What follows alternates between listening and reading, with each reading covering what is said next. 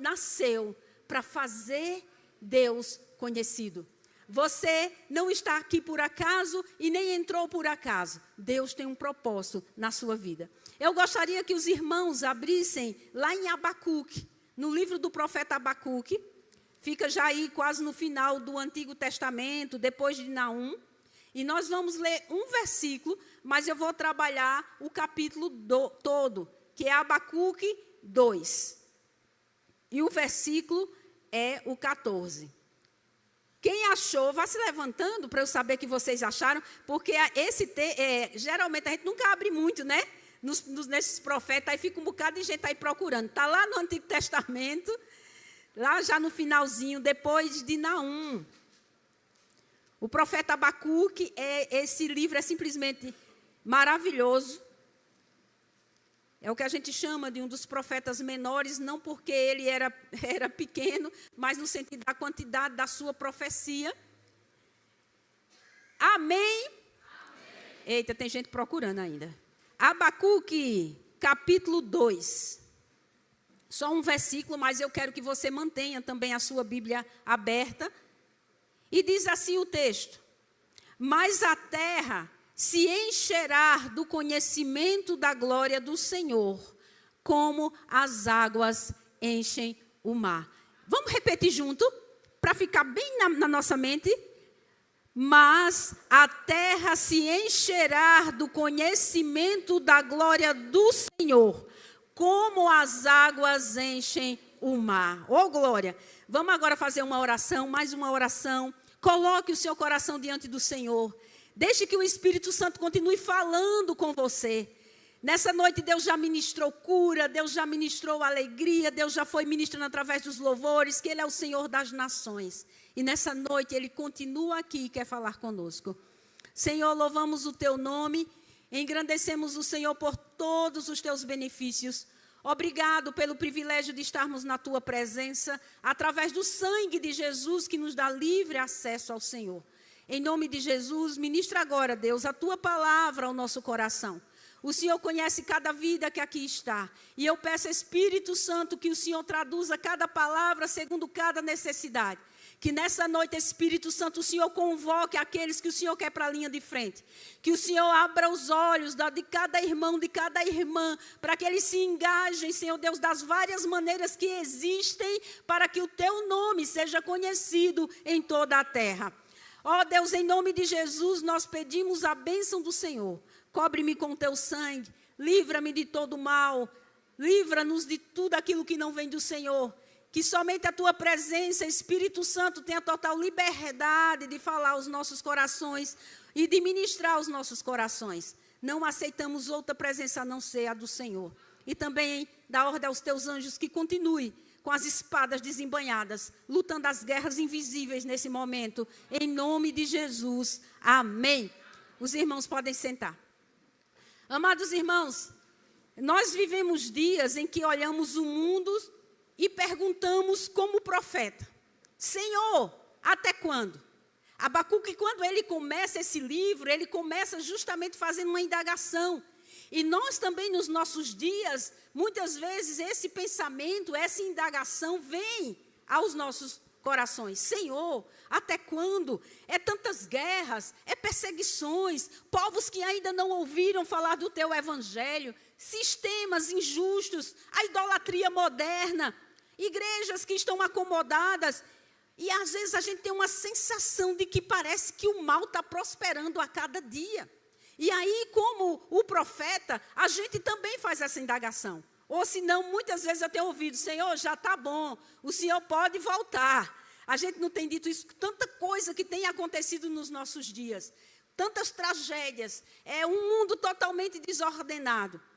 E é tão interessante que quando a gente olha o livro de Abacuque, nós vamos perceber que ele nasceu justamente de uma crise.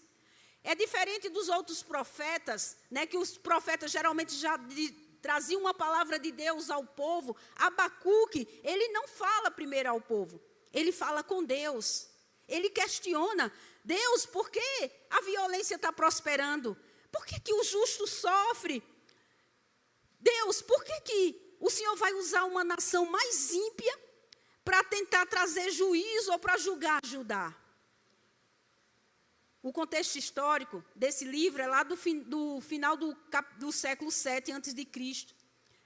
Esse período aí que Abacuque estava vivendo, ele foi contemporâneo de Sofonias e de Naum. E esse período aí, Judá estava totalmente longe do Senhor, em desobediência ao Senhor, mas também era um contexto em que a Síria, que era aquele império que estava dominando, estava começando a sua queda. Judá estava vivendo na decadência moral, na corrupção, na injustiça social e na idolatria. Parece uma coincidência dos dias que a gente está vivendo, né? Deus responde para Abacuque que ele ia levantar os caldeus, que seriam os babilônios. Porque Deus já tinha falado, já tinha dito que iria levar Israel para cativeiro, principalmente o povo de Judá. E Deus diz que vai levantar os caldeus para executar juízo. A gente vai ver no capítulo 1 do versículo 6. E isso traz uma profunda crise para o profeta. Como é que Deus pode usar um povo mais perverso para corrigir outro? E aí Abacuque, ele vai começando, fazendo essa indagação, né, perguntando onde é que Deus está. Ele vai dizer, Deus também fala com Abacuque, mandando ele olhar as nações, lá no capítulo 1, contemplar como é que eles estavam agindo, como é que eles estavam fazendo. E aí vem uma segunda queixa de Abacuque no capítulo 1, a partir do versículo 12. Ele vai mostrando a grandeza de Deus, ele vai mostrando que não é do feitio de Deus trazer aquele juízo em certo sentido, porque ele faz, mas Deus, tu não és desde a eternidade? Meu Deus, meu santo, tu não morrerás. Senhor, como é que tu designa uma nação como essa para trazer juízo para o seu povo? E aí, a partir do capítulo 2, ele vai indagando o Senhor para isso. E aí, no capítulo 2, a resposta que Deus dá para o profeta, ele fica simplesmente perplexo. Porque no capítulo 2, Abacuque diz, eu vou ficar no meu posto de sentinela ou de vigia e vou ficar aguardando o que o Senhor tem para me dizer. E a resposta do Senhor é simplesmente poderosa. E é nesse contexto que Deus declara uma das afirmações missionárias mais poderosas do Antigo Testamento. Pois a terra se encherá do conhecimento da glória do Senhor, como as águas cobrem o mar. E a gente vai perceber, porque muitas vezes quando nós estudamos missões, nós achamos que missões começa lá no capítulo 28 de Mateus. Não, missões não começa ali. Missões começa no coração de Deus. Missões começa desde o jardim do Éden. Quando a gente vai estudar o capítulo 28 de Mateus, a gente vai ver que ali é o ápice do livro de Mateus, quando ele vai mostrando para os judeus, toda a estadia, toda a caminhada de Cristo, como Messias, como ungido do Senhor chegou, e termina no ápice dele enviando a igreja, enviando o seu povo para anunciar o Evangelho. Então, missões, ela começa no coração de Deus. Então, estamos diante de uma promessa, essa promessa de Abacuque, que ela atravessa toda a Bíblia. Quando Deus, lá em Gênesis, ele diz, façamos o homem à nossa imagem e semelhança, mostra que a humanidade foi criada para refletir a glória de Deus. Mas a queda, ela distorceu essa imagem. A gente vai ver a ruptura nisso aí, lá quando acontece a queda. Então, desde o início, a missão e o plano redentivo de Deus era para restaurar sua glória entre os povos. Aquilo que o pecado manchou, Deus agora entra num plano ativo para poder restaurar o plano redentivo. Então, essa promessa, ela se torna uma promessa global. E hoje, em um culto missionário, meus irmãos, nós precisamos entender isso. Missões não começam na necessidade do povo. Missões começam na glória de Deus. Quando nós entendemos que nós somos chamados para manifestar a glória de Deus, nós estamos dispostos a ir e a fazer com que a glória dele seja manifestada aonde nós estamos, aonde nós vamos ou aonde ele nos enviar. Vê como muda. Porque muitas vezes a gente mostra as necessidades. E a gente acha que nós estamos olhando, dizendo, eita, eles precisam. Mas quando a gente entende que nós nascemos e que nós estamos dentro do reino para mostrar essa glória, proclamar essa glória, a nossa mente muda.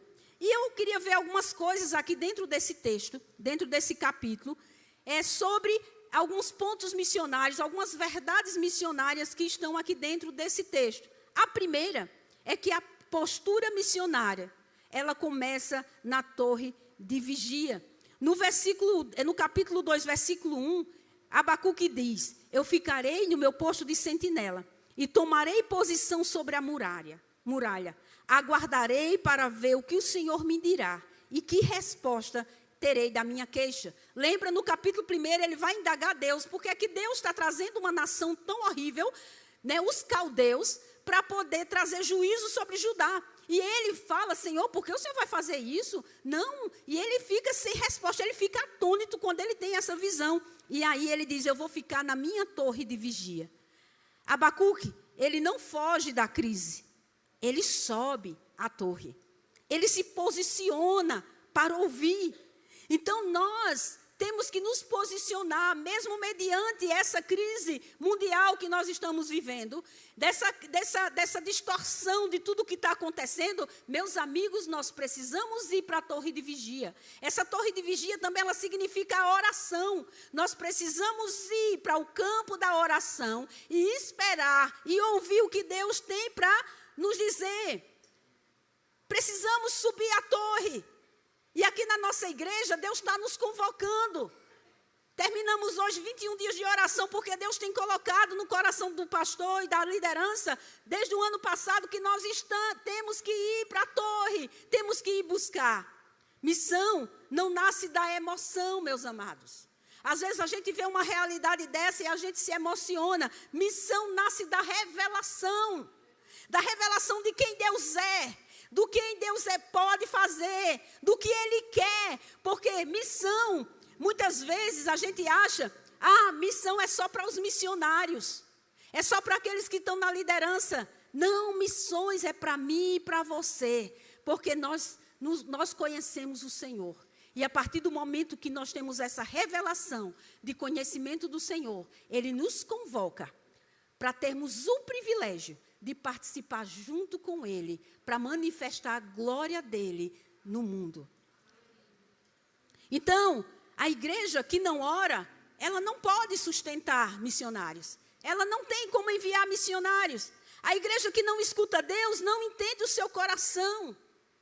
Porque tudo começa aí na oração. E vocês percebem que Deus está fazendo muitas coisas conosco a partir do momento que nós começamos a nos colocar na torre de vigia? Vocês percebem que Deus está nos trazendo para esse campo, para que nós venhamos entender o que Ele quer para o nosso ministério aqui? Deus é simplesmente tremendo. Mas aí a gente vai ver que Deus revela algumas coisas enquanto Abacuque está vigiando, enquanto ele está na torre. O que será que Deus revela na torre? Ele revela 2 destinos, o do soberbo e o do justo. Vejam, lá no versículo 2 e 4, no capítulo 2, no versículo 4, ele diz assim, Deus diz para Abacuque, escreva, o ímpio está envaidecido, seus desejos não são bons, mas o justo viverá por sua fidelidade. Ou seja, o justo viverá pela fé. Essa é minha segunda observação. Isso é a base da missão. É a base da missão. O justo viverá pela fé. Aqui está o contraste. Quando a gente vai ler o capítulo todo, que Deus vai mostrando quem é a Babilônia, a gente vai ver que a Babilônia ela vivia pela arrogância. Ela estava se sobressaindo, derrotando os assírios, e eles estavam exterminando, varrendo o mundo daquela época com o seu poderio. E é tão interessante que em outros capítulos de alguns outros profetas, nós vamos ver que Deus diz que eles foram tão soberbos, que Deus estava usando eles para trazer juízos, mas eles simplesmente ultrapassaram, eles desdenharam de Israel ou de Judá. O reino de Deus, ele avança pela fé. a gente vai ver que os impérios, eles vivem pela força, mas o reino de Deus, ele avança pela fé.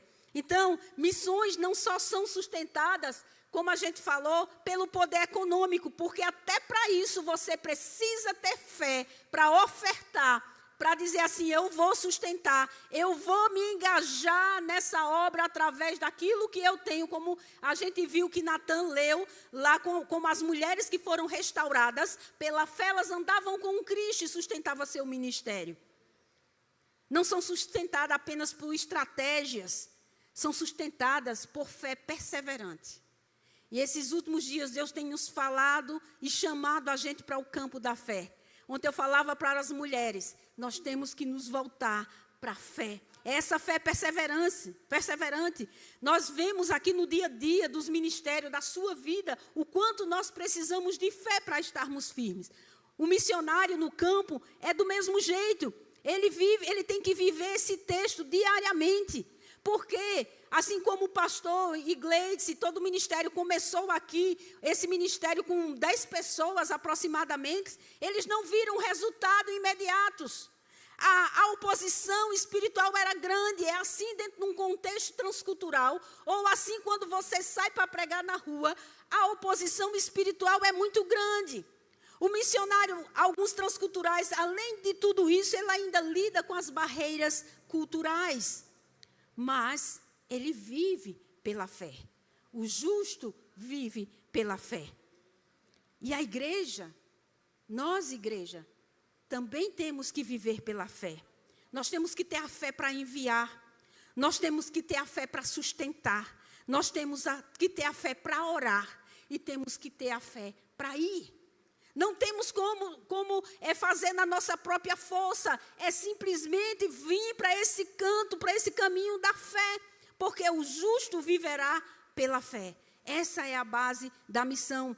Mas Deus não apenas sustenta os justos. Ele também confronta os sistemas que se opõem à sua igreja. No versículo 2, no capítulo 2, dos versículos 6 a 13, nós vamos ver Deus falando isso. Mostrando que sobre a Babilônia, mesmo a Babilônia com toda a sua arrogância, estava vindo com todo o seu poderio. Deus estava chamando a Babilônia, permitindo que a Babilônia trouxesse juízo sobre a casa de Judá. Mas Deus também mostra que eles estavam arrogantes. E para isso Deus também ia confrontar, julgar esse sistema que estava competindo com a glória de Deus. E Deus pronuncia 5 ais contra a Babilônia. Que depois vocês podem dar uma olhada aí no capítulo 2, a partir do 12. Ai daquele que edifica uma cidade com sangue. Ele vai dizendo, ai daquele que dá bebida ao seu próximo, misturando com o seu furor. Né? Ele vai dizendo, ai daqueles que obtêm lucros injustos para a sua casa. E Deus tem 5 ais. Porque a Babilônia, ela representa aqui dentro a ganância econômica, a violência estrutural, a corrupção moral, a idolatria. E em termos missionários, isso significa a sistemas culturais que aprisionam os povos. Quando vocês viram lá no vídeo, quantas coisas que eles fazem para tentar chegar na busca de Deus, porque no coração do homem, Deus criou o homem com esse senso de adoração, que é o que a gente chama de sensus Dei. Cada cultura, cada homem, ele está buscando algo pelo qual adorar. E nesses sistemas, algumas adorações simplesmente fazem deles escravos e os aprisionam.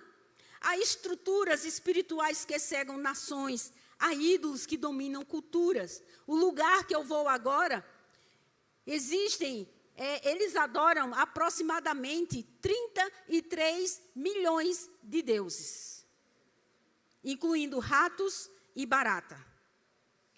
Porque o hinduísmo é uma das religiões mais antigas. E eles creem na reencarnação. E aí, qualquer coisa que apareça, ele pode dizer assim, eita, é um Deus, vamos adorar. E é tão interessante que eu já ouvi um missionário que ele era da Horizontes, que ele trabalhou num povo lá, dentro da Índia, porque a Índia, além de tudo isso, tem uma diversidade de povos muito grande, de muitos dialetos. E ele estava numa comunidade em que a mulher era vizinho dele, a mulher desse homem morreu. E aí, com um mês depois, apareceu uma macaca lá na árvore. O que foi que ele deduziu por ele crer na reencarnação? Que a mulher tinha reencarnado na macaca. E ele se casa com a macaca. Isso é forte, meus irmãos. Por que é que eles fizeram isso? Porque eles não conhecem ao Deus verdadeiro. Talvez se você tivesse nascido dentro dessa cultura, aprisionado por essa cegueira espiritual, você estaria fazendo coisas piores, como muitos de nós já fizemos, por causa da nossa cegueira espiritual. Isso é algo que é para a gente chorar, é algo que é para a gente ficar chocado. Mas nenhum sistema é eterno, nenhum império é final, nenhuma idolatria é invencível. Então, no meio da denúncia, Deus declara o seu propósito eterno, pois a terra se encherá do conhecimento da glória do Senhor. Isso não é uma possibilidade, é uma certeza. É uma certeza. Irmãos, se eu chegar lá para onde eu vou e dizer assim, olha, eu quero falar de Jesus, Jesus é Deus. É provável, da maneira que eu colocar, ele dizer assim, eita, é Deus? Coloca aí que a gente adora também. Mas o que é que nós vamos, quando implantamos, ou quando o pessoal está implantando igrejas nesses locais, eles vão mostrar a singularidade de Cristo. Ele é único, Ele é Deus sobre todos os deuses, todos os outros deuses são falsos. Ele é o único que liberta, Ele é o único que dá visão, Ele é o único que faz tirar das trevas para trazer para o reino da luz. Ele é único, e quando essas pessoas encontram o Senhor, gente, é lindo demais. Eu ouvi alguns testemunhos, né, já de hindus que se converteram, outros que estão aí, né, as igrejas que estão sendo implantadas. É simplesmente maravilhoso, porque eles são escravos. Muitas vezes, dentro desses templos, muitas meninas, elas são dadas pelos pais para serem criadas dentro do templo hindu, e a maioria delas ficam como escravas sexuais. Houve vários missionários, vários trabalhadores que já atuaram e atuam nessa de resgatar meninas de dentro desses templos. Eu poderia falar um monte de coisa. Então, a terra se encherá do conhecimento da glória do Senhor. Essa não é uma possibilidade, mas é uma certeza. Mas aí a pergunta fica, o que é que significa essa terra cheia da glória? Cheia da glória do Senhor. Esse é o propósito supremo da missão.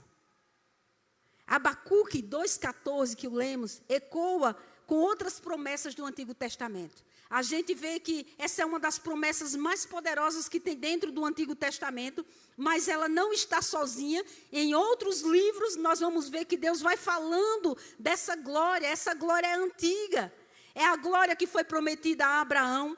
A missão, a gente vai ver que ela tem esse início aí desde o Éden, mas o ápice desse início também em Abraão, lá em Gênesis 2:3. Em ti serão benditas todas as famílias da terra. Deus não escolheu Abraão apenas para formar um povo, Ele escolheu para abençoar todos os povos. A eleição sempre teve um propósito missionário. Nós somos escolhidos, estamos na presença do Senhor, mas nós estamos com um propósito. Você não está apenas sendo chamado para estar de domingo a domingo na igreja, mas Deus quer levantar você todos os dias aonde você está, para que a glória dele seja manifesta através da sua vida. Lá em Números 14:21, a gente vai ver também o Senhor dizendo, tão certo como eu vivo, toda a terra se encherá da glória do Senhor. No Salmo 67, o salmista diz, sejam conhecidos na terra, Deus, os teus caminhos, e em todas as nações a tua salvação. Em Isaías 6:3, diz que toda a terra está cheia da sua glória. E em Isaías 11:9, diz, a terra se encherá do conhecimento do Senhor, como as águas cobrem o mar. Percebe? Abacuque não estava criando algo novo. novo. Abacuque já estava profetizando e falando de algo maravilhoso e poderoso, que estava sendo reafirmado o propósito eterno. E é tão lindo, irmãos, que essa promessa, ela se cumpre completamente em Cristo. Cristo é a manifestação dessa glória. Em João 14 diz, e vimos a sua glória como a glória do unigênito Pai. Jesus é a glória encarnada. Em 2 Coríntios 4:6, Deus brilhou em nossos corações para a iluminação do conhecimento da glória de Deus na face de Cristo. Observa a conexão com Abacuque, conhecimento da glória. A glória agora tem rosto. A glória é o Cristo. E meu amado irmão, se você está nessa noite aqui, você que adentrou essas portas e veio nos visitar, ou talvez está nos visitando há longo tempo, mas ainda não conhece o poder da glória que é Cristo, hoje Ele te chama para que você o conheça e sua vida seja transformada, porque Ele morreu na cruz do Calvário por mim e por você. E lá em João 3,16 diz que Ele nos amou o mundo de tal maneira que deu seu único Filho para que todo aquele que nele crê não pereça, mas tenha a vida eterna. A glória agora tem rosto, é o Cristo. E Cristo, Ele entrega essa missão para a igreja. Para mim e para você. Observe, quando a gente observa o texto com atenção, ele não diz que apenas que a terra se encherá da glória. Lá no capítulo 2,14, diz que se encherá do conhecimento da glória de Deus. Como eu falei antes, missão envolve revelação. É quando a gente conhece o Senhor. É quando Deus se apresenta para nós, que nós aí entendemos por que é que nós estamos aqui. Talvez na cabecinha de alguns, tem tido essa indagação. Deus, por que é que eu estou aqui? Por que é que eu estou no mundo? Porque o Senhor me fez nascer. Porque o Senhor permitiu que eu tivesse. Senhor, eu estou muito confuso ou confusa.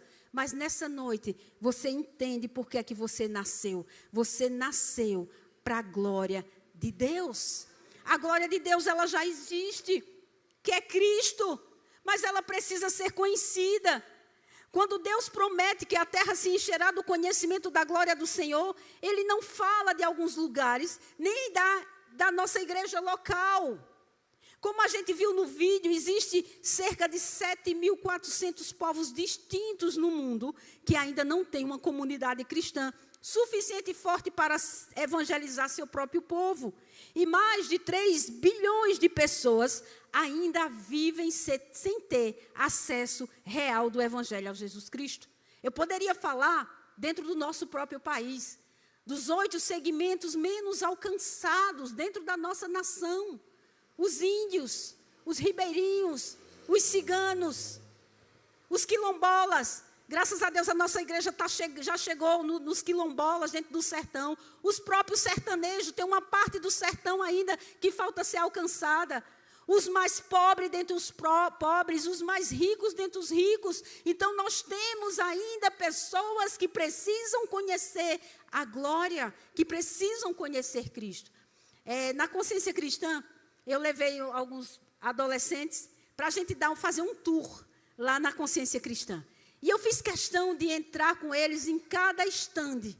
E eles entraram no estande da Novas Tribos do Brasil, que trabalha especificamente com índios.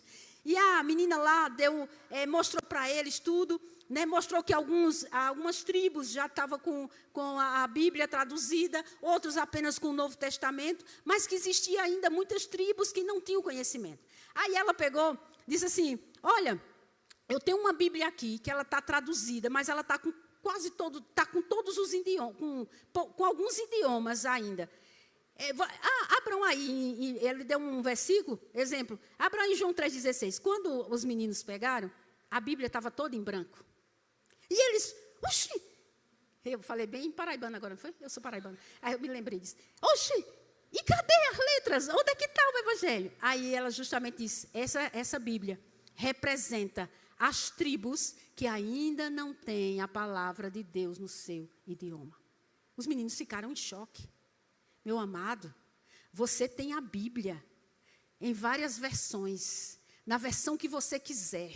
Você tem Bíblia para mulher, para homem, para menino, para pastor, para missionário, para tudo, para obreiro, a Bíblia rosa, a Bíblia vermelha, a Bíblia azul, você tem de todas as cores. Meu amado e minha amada irmã, você tem o conhecimento da glória. Como é que você tem atuado diante disso? E muitas vezes nós nem abrimos. Alguns de nós só abrimos quando estamos no culto. Ou às vezes deixamos aberta lá em algum lugar como um amuleto no Salmo 91. Ei, a Bíblia não é amuleto não. Ela é a palavra viva do Senhor. Então, meus irmãos, nós precisamos estar chocados com isso, que enquanto ainda existem povos, tribos e alguns lugares que não forem alcançados, eu e você temos essa mensagem de esperança. E sabe, a maioria desses povos estão em regiões onde menos de 3% dos missionários atuam. É onde poucos se levantam para ir. Missões não é apenas salvar pessoas do inferno. É tornar o rei conhecido. É fazer com que cada língua reconheça sua majestade. Como águas cobrem o mar, totalmente, profundamente, inevitavelmente. Nós precisamos disso, nós precisamos levar. E aí, indo para o meu final, o meu último ponto, eu pergunto, ou nós perguntamos, ou você está por aí perguntando, mas como nós participamos disso? Como é que nós participamos disso? Fazendo a glória de Deus conhecida hoje. A igreja, ela é enviada para tornar essa glória conhecida. Aí vem a grande comissão, lá em Mateus, do 28, 19 ao 20, ide, portanto, fazei discípulos de todas as nações. E a palavra nações aqui, no grego é etne, significa povos, grupos étnicos. Isso conecta diretamente com Abacuque 2,14. Deus quer que a glória dele seja conhecida em todos os locais. Porque quando a gente olha para as nações, a maioria, o evangelho já chegou em todas as nações políticas, que a gente chama como políticas. Mas o desafio está justamente entre os povos, entre as etnias. Existem etnias que ainda não foram alcançadas. Lá em Mateus 24, diz que esse evangelho do reino será pregado em todo o mundo. Então, virá o fim.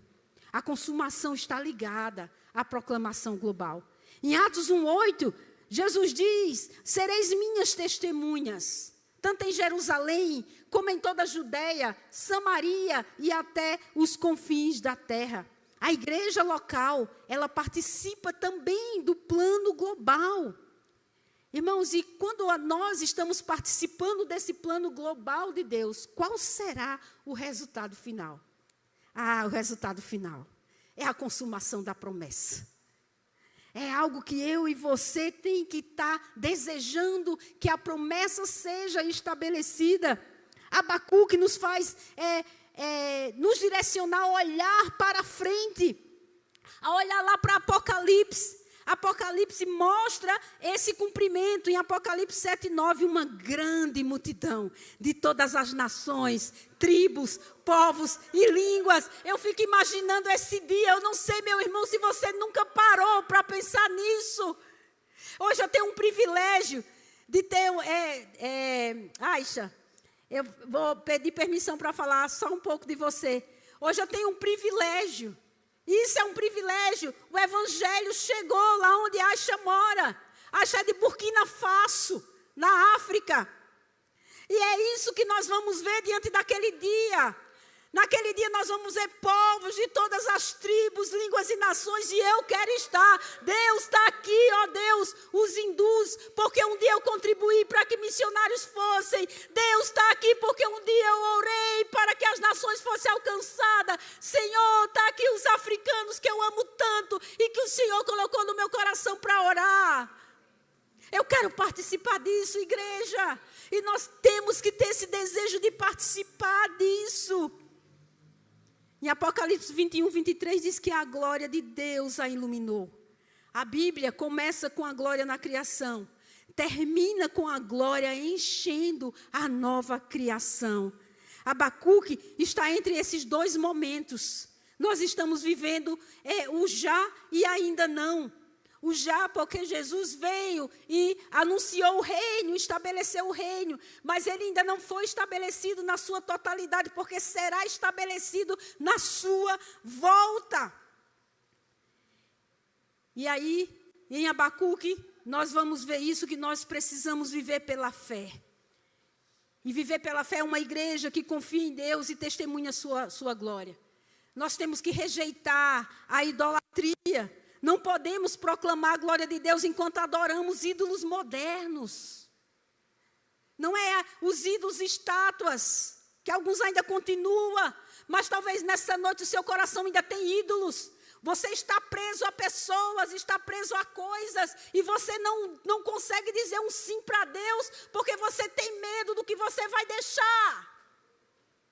Isso são ídolos. Deus tem que estar em primeiro lugar. As outras coisas que Ele vai trazer como algo para a sua alegria e não para satisfazer você, porque você vai estar satisfeito na glória dEle. A pergunta não é se a glória será conhecida.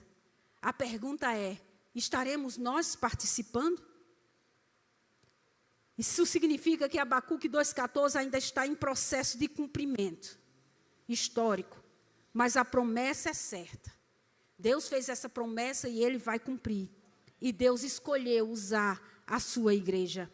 A pergunta não é, Deus fará isso? A pergunta é, participaremos? Como? Nós podemos participar orando, meus irmãos, pelas nações. Nós podemos participar contribuindo com generosidade.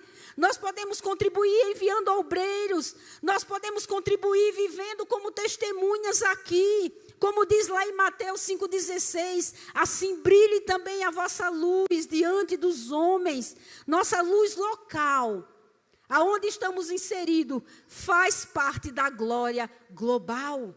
Porque a partir do momento em que eu estou evidenciando essa glória de Cristo, aonde eu estou, aonde eu vou, no meio da minha família, Deus vai fazer com que essa glória ela seja estendida, porque enquanto oramos, enquanto enviamos, enquanto estamos contribuindo, Deus vai nos convocando e vai nos mostrando os lugares que precisam ser alcançados. E concluindo, Abacuque começou perguntando, até quando, Senhor? Até quando? Deus respondeu mostrando o fim da história. E é tão interessante que quando Deus responde a Abacuque, que sim, ia trazer os caldeus para trazer juízo, mas que sim também, os babilônios teriam seu fim. Abacuque, o último capítulo de Abacuque, ele recita, ele faz um salmo de adoração maravilhoso. Quando ele vê que o Senhor está no seu santo templo e que diante dele fica em silêncio toda a terra, quando ele vai dizendo que quando Deus está dizendo que vai punir a Babilônia, o profeta, ele começa a fazer um salmo que ele começa com uma confissão, mostrando quem Deus é, mostrando os atos de Deus sobre toda a terra, e depois ele vai fazendo uma adoração lindíssima, que ele diz assim, o meu íntimo estremeceu, meus lábios tremeram. E aí lá no 17, quando ele vai ver que Deus sim ia trazer juízo para Judá, e que Abacuque estava vendo que isso ia ser terrível, mas também que Babilônia teria juízo. Ele diz, mesmo não florescendo a figueira, e não havendo uvas na videiras, mesmo falhando a safra de azeitonas, e não havendo produção de alimento nas lavouras, nem ovelhas no curral, nem boi nos estábulos, ainda assim eu exultarei no Senhor e me alegrarei no Deus da minha salvação. O Senhor, o soberano, é a minha força. Ele faz os meus pés como os do servo ou da corça, me faz andar por lugares altos, acima de qualquer tribulação, acima de qualquer coisa que tenha acontecido nesse mundo. Meus irmãos, nós precisamos participar dessa glória. Não é uma possibilidade, é uma certeza escatológica, mas até lá há muito trabalho. Igreja, meus irmãos, se a promessa é certa, precisamos viver à altura dela. Talvez nessa noite Deus esteja chamando você para interceder pelas nações, chamando você para sustentar com fidelidade, chamando jovens para o preparo missionário, chamando alguém para ir. Em Romanos 10:15 diz, como pregarão se não forem enviados? A glória, ela será conhecida, mas Deus usa os seus pés dispostos. E eu queria, nessa noite, se você deseja que a sua vida e esta igreja faça parte dessa promessa, coloque-se de pé. Se você quer participar do que Deus está fazendo no mundo, se você quer participar dessa glória, coloque-se de pé. Eu disse a Deus, eu não quero perder mais nenhum minuto da minha vida. Todos os meus dias que me restam, eu quero viver e viver para a sua glória. Seja onde for, seja onde vier, seja aqui localmente, seja indo agora, né, tendo uma experiência, que eu já tive outras experiências transculturais, mas essa é diferente de todas elas. Deus me deu um sonho que eu pisaria nesse lugar há 20 anos, há 25 anos atrás. E quem imaginaria? Quem imaginaria? Quem imaginaria? Quem imaginaria que esse dia iria chegar, nem mesmo eu? Mas Deus é poderoso, Ele transforma histórias, Ele muda realidades. Meu amado irmão, se você está aqui nessa noite, creia, o justo viverá pela fé e Ele muda realidades. Ele muda realidades e Ele faz tudo o que Ele quer, no tempo dEle, na hora dEle, mas Ele tão somente quer que você se coloque à disposição dEle. Ele não está pedindo para você, você não nasceu apenas para passar pela história. Não deixe que a sua vida seja apenas um passar da história. Deus está te chamando para você fazer história junto com Ele. Vamos deixar, meus irmãos, tanta coisa ruim, tanta coisa que tem nos afastado de Deus. Esse é o tempo de nós tirarmos isso, de nós desapegarmos de muitas coisas e deixar que Deus nos use. E eu queria que você fizesse uma oração. Que você colocasse seu coração diante do Senhor. Talvez